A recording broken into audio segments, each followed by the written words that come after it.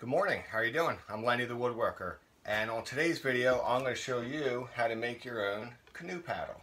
Okay? It's a very easy project, minimal tools, minimal material, and you don't have to just be building your own boat like the one behind me to make a canoe paddle. You could have an existing boat, or you might just want to build it for decoration.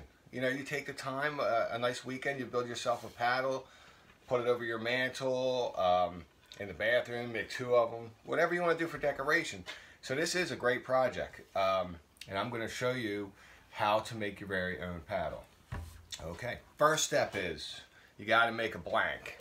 The blank is easy, and here we go. I got a blank for my next one here. See if you can get a view of that. All right.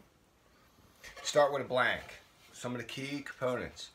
For strength, this center blank here, which is good, actually the center of your paddle here also, is one piece.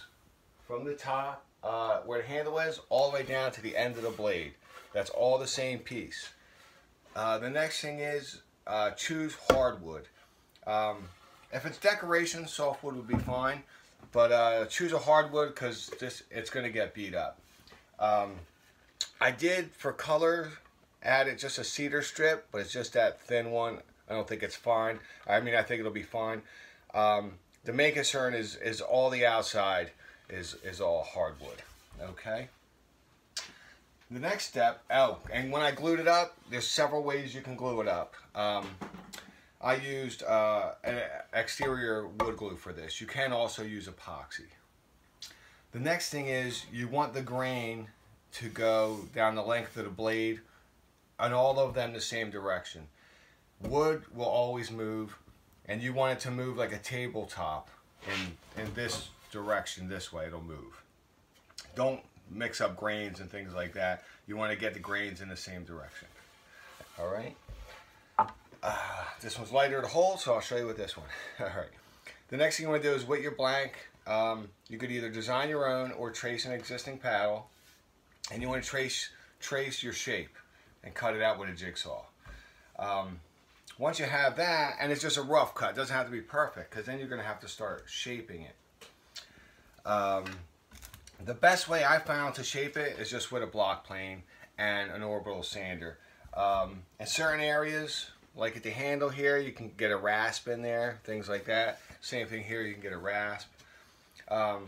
If you want to cut down on a little bit of time, I mean, hand planer works great, but you could also hand plane a little bit, maybe use a belt sander, things like that, because this actually, it'll slope a little bit here.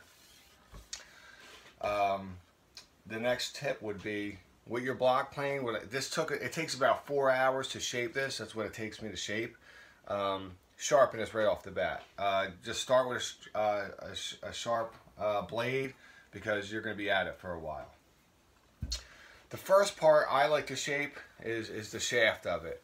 If you look, mine's actually weird looking here. See how this is real wide and then it's like thinner here. For comfort, I kind of like it oval shaped. So that's why I did it like that. But if you want it round, you know, whatever you want. I think it's easier when you set this up. You start by shaping the shaft first. Leave the ends square, get this shaped. The reason, so you get this shaped, and then you can work it and shape it into this. So once this is shaped, it'd be hard to shape this first and then bring it into this. So shape this first and then bring it, and then you get your handle. And then the same thing down here. As you're shaping this, then you're working into this, and you could you know, get your taper here. Maybe use a set of mics. That's what I did to make sure that I had a consistentness.